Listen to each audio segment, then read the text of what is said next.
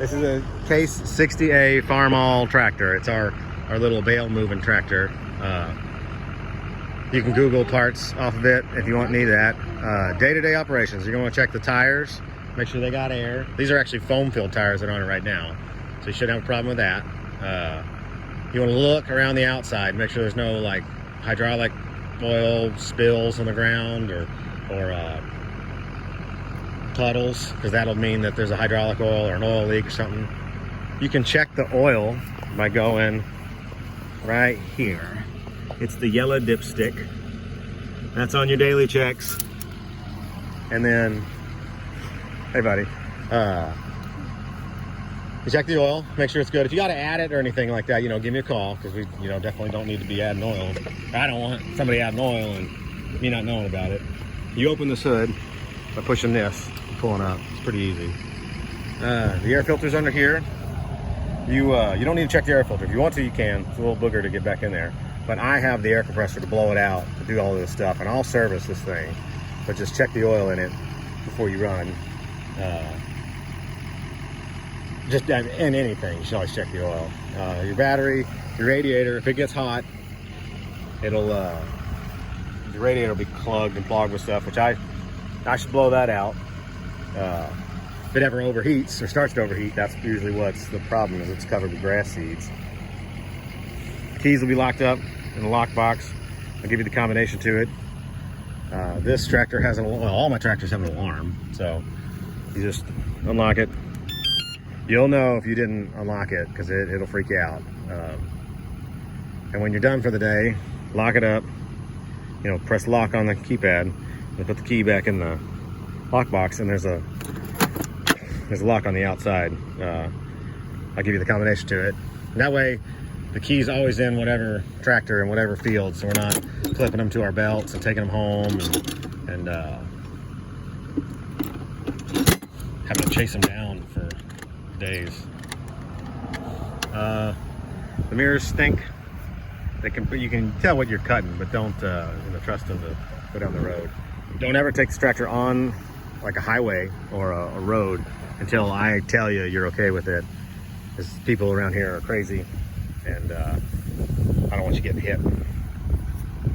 Other than that, it's pretty simple. Check the oil. We leave the loader up every time we park it. That way, when I get to it, whether I service it at night or in the morning, I can just pop the hood and blow it out, check everything, and not have to start the tractor.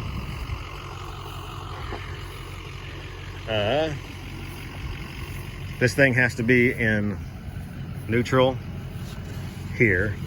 Neutral, this is your forward and reverse shuttle. So it has to be in neutral in the middle here. And then, that's your 1, 2, 3, 4 gear shifter, the orange knob over here. And there are throttles up there. But these two have to be in neutral for you to start it. I can start it without, you can't, if these are in, if these are engaged, the key won't turn, the key won't start it. So that's probably what happens if you have a problem with that. PTO's right here. Don't ever get off the tractor with the PTO running, because that's how people get hurt. So shut the PTO off. The tractor should shut off by itself when you get off. Parking brake is over there behind his foot. So it's a twist knob. You have to press the brake. Press the brake, buddy. And now pop backwards. See, now push your foot on the brake, buddy. See, now it feels like a brake. When you want to lock the parking brake, push the parking brake, buddy, or push the brake as far as you can. Come down here, push the brake, and lift up on that and twist, and it locks the brake pedal like down. That's all the parking brake is just locking the brake engaged. You'll know if the parking brake is on when you start to try and drive, because the thing will not move. It'll just come to an immediate stop. So this thing is an 8-speed. It's got a low and a high. Yeah, you'll find out whatever gear you like to be in. Typically when you cut hay, you go, 5 miles an hour. Just think of it as like going down the highway. Is if you can go 7 or 8 miles an hour, like 70 or 80 miles an hour down the highway, that's great. 50 is probably the slowest. You want to go while you're learning, go 4 miles an hour. But ideally, you want field smooth enough that you can do it at 5 to 7 miles an hour. There's a big difference between 4 and 7 when it comes to working all day on these things. So the foot throttle's down there. I don't ever use it. Use the hand throttle.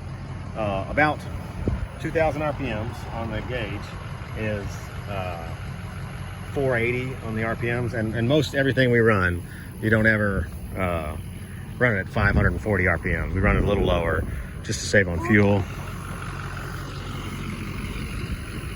Let's check. This bucket here is a trash can.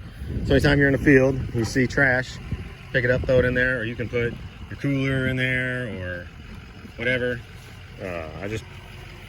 You need a spot to, when you find stuff in the field. All the light switches are labeled. Keys right down there. Seat's got a seat sensor, so you got to be in it, or it shuts the tractor off. Here's your 3-point. This one on this side is the draft control, so just leave that all the way down. You won't ever plow with this tractor. So that would keep the implement from going all the way in the ground or all the way to the ground. Like, that sets the low, and this is the actual 3-point. So this goes up and down. And the green deal here is your remote. So if it's, like this mower has got a cylinder on it, you can run the remote with that lever. Most of these tractors have, oh yeah, you hook it up. If you ever got to hook it up, you should never have to, but don't ever hook up a PTO while the tractor's on, just for safety. Turn it off, and then you can turn the shaft when the tractor's off to line it up a little easier. But all my tractors have usually a can of some sort of WD-40 or spray lube, and then a hammer somewhere on the back so that you can coerce things together. There's a little toolbox. If you ever need to turn a wrench, just call me, because I know I broke everything on this cutter and this tractor, so I know how to fix it real quick. If something breaks, don't blame yourself. Just take your lickings and we'll get it fixed. I think that's it as far as the tractor goes. I changed the oil in it, so you don't have to worry about that. The screen is incredibly hard to see, the dash in the middle, and that'll tell you the engine RPMs. So that's why I said running about 2,000. I think that's it. Is that it, buddy? Anything else I need to tell people how to run this thing? Probably so. Drive slow through the field. Watch that video about how to consolidate bales. I go in a little more depth about this tractor. But this will be it for now. I wish I had a better video, but this will do. If you have any questions, just give me a call or text.